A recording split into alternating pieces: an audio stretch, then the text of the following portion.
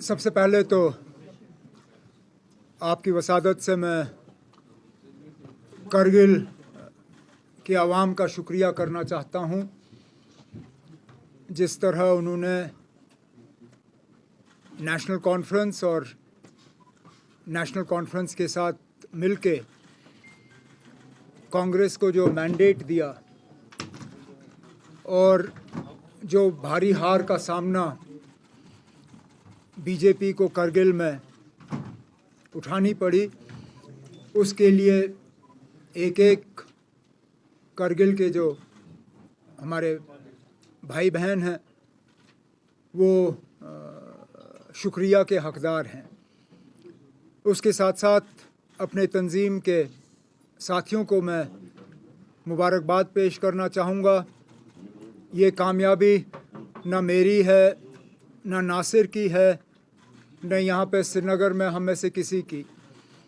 ये कामयाबी करगिल में मेरे तंजीम के जो साथी हैं, एडिशनल जनरल सेक्रेटरी कमर अली आखून साहब से लेके डिस्ट्रिक्ट प्रेसिडेंट हाजी हनीफा जान साहब, आउटगोइंग सीईसी करगिल फ़िरोज़ खान साहब और उनके साथ तमाम जो हमारी टीम है, दिन रात उन्होंने मेहनत की और हमारी जो 12 सीटें हैं ये उनकी कामयाबी का नतीजा है।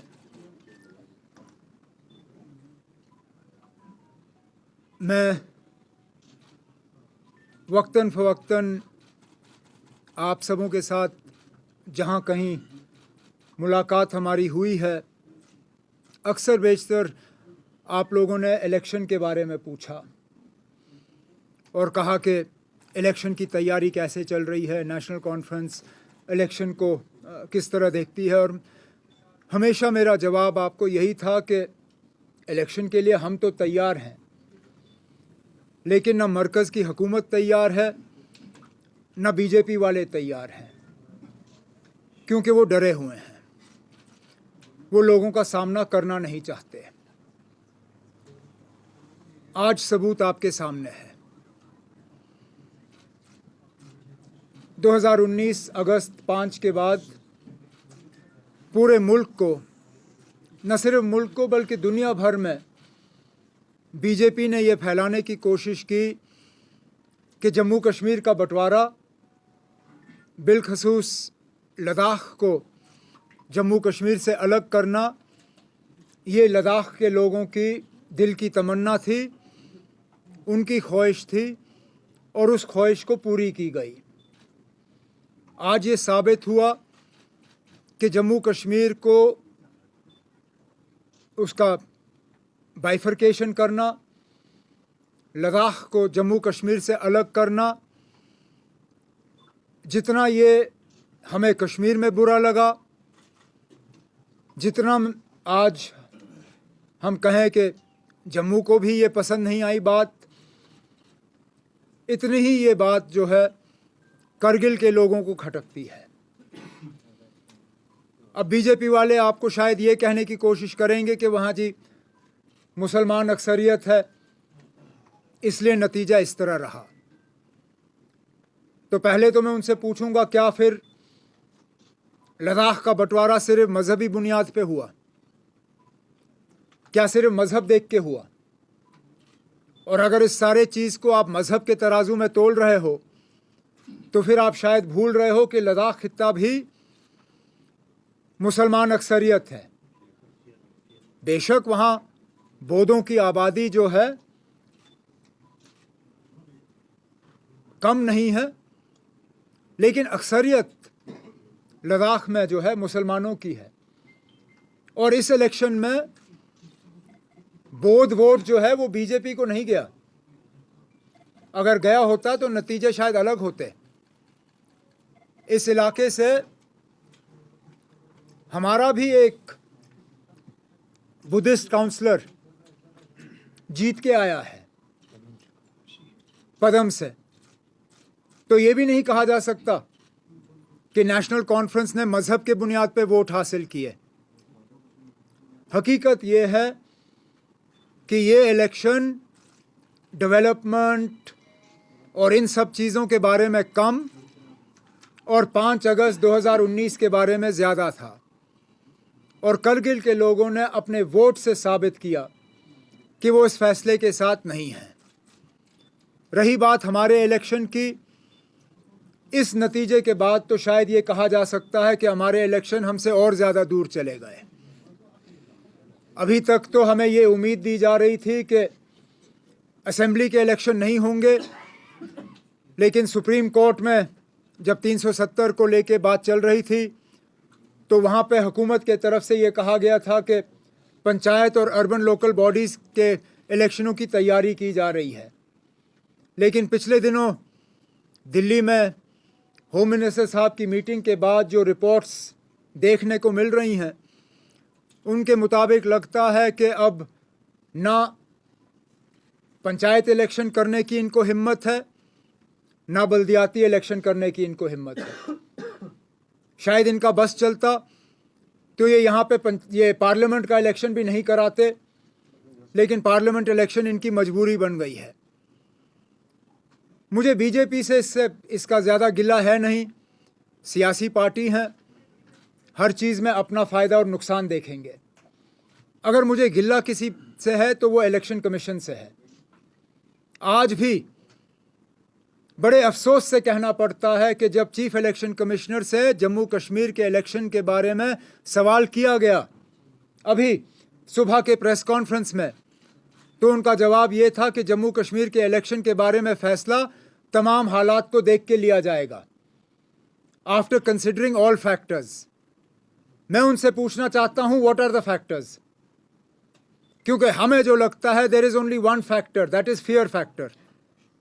वो बीजेपी को जो फियर फैक्टर है, बीजेपी वाले इससे पहले राजभवन के पीछे छुपते थे, अब चीफ इलेक्शन कमिश्नर के पीछे भी छुपना शुरू कर गए हैं। और अफसोस की बात है कि चीफ इलेक्शन कमिश्नर और इलेक्शन कमीशन ऑफ इंडिया बजाय ये कि वो आज़ादाना तरीके से अपने फैसले लें, वो सिर्फ और सिर्फ बीजेपी के इशारों पे अपना फैसला ले रहे हैं। नहीं तो कोई जवाजियत नहीं बनती है कि इतने सालों के बाद भी आप जम्मू कश्मीर में असेंबली इलेक्शन नहीं करा सकते हो। अगर इस फेयर फैक्टर के अलावा और कोई फैक्टर है तो हम इलेक्शन कमीशन से सुनना चाहेंगे। क्या यहाँ पे इंटरनल सिक्योरिटी हालात जो हैं इस हद तक बिगड़ गए हैं क्या आप इलेक्शन कर नहीं सकते हो? अगर बिगड़ गए हैं तो बताइए, क्योंकि अभी तक तो पूरी दुनिया को ये बताया गया था कि जम्मू कश्मीर में 5 अगस्त 2019 के बाद हालात में बहुत ज़्यादा बेहतरी आई है। यहाँ करोड़ से ज़्यादा टूरिस्ट आ रहे हैं, पता नहीं कितने कितने नंबर यहाँ दिए जा रहे हैं। अगर ये सब सच है तो फिर हमें बताइए ना, क्या फैक्टर है? आप किन फैक्टरों को कंसिडर कर रहे हैं? क्योंकि आप बार बार ये जो है राजभवन या इलेक्शन कमीशन के पीछे छुप के लोगों को अपने हक से महरूम नहीं रख सकते। लोगों का हक है अपनी हुकूमत का फैसला करना। क्या हमें उतना हक नहीं है जितना मध्य प्रदेश, छत्तीसगढ़, राजस्थान, तेलंगाना और मिज़ोरम को है? अगर वहाँ पे आज वक्त के मुताबिक इलेक्शन का ऐलान हो सकता है तो जम्मू कश्मीर में क्यों नहीं? जम्मू कश्मीर के आवाम के तरफ से आज ये मेरा सीधा सीधा सवाल chief election commissioner of India से है। मेहरबानी करके जम्मू कश्मीर के लोग आपसे सुनना चाहेंगे, what are the factors that are responsible for denying the people of Jammu and Kashmir their democratic right to a government? Because I need only remind you of your own words a few months ago, जहाँ पे इसी तरह एक सवाल के जवाब में आपने कहा था, yes, we recognize there is a vacuum and that vacuum needs to be filled. उस वैक्यूम को भरने के लिए अब कौन से फैक्टर आपको नज़र आ रहे हैं कि आप इलेक्शन नहीं करा सकते हो? हमें बता दीजिए। मैं शुरू में इतना ही कहना चाहता था, इसके बाद जो भी आपके सवाल हैं मैं कोशिश करूंगा उनका जवाब देने की। बताइए ना, पहली बात तो ये कि मुझे नहीं मालूम अगर आपने देखा होगा, लेकिन मैंने ज़रूर ये देखा है कि गवर्नर साहब को 80 का नंबर है उससे बड़ा शौक़ है। हर चीज़ में 80।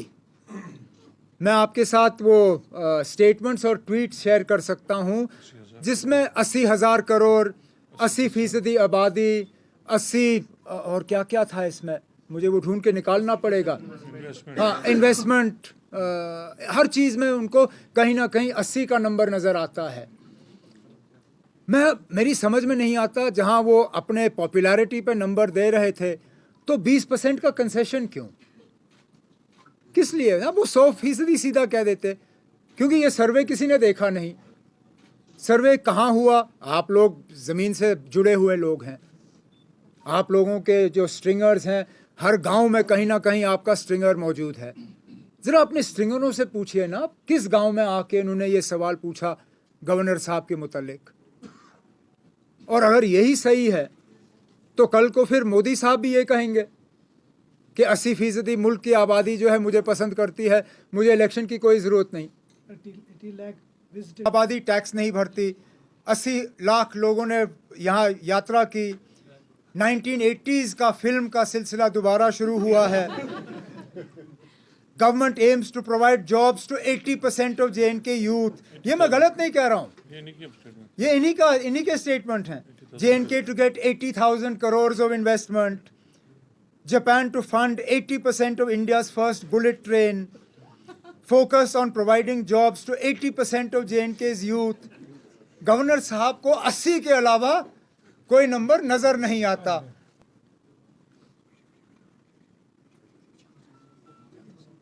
We are seeing deaths on both sides.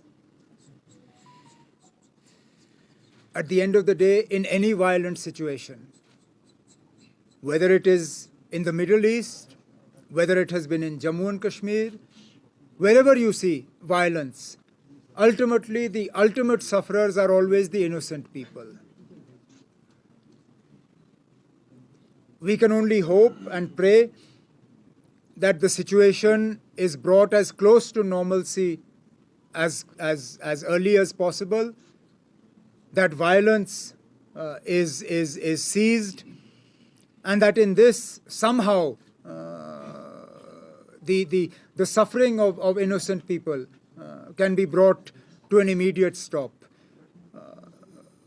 This is the problem of Palestine and Israel is not a new one. It's a protracted conflict.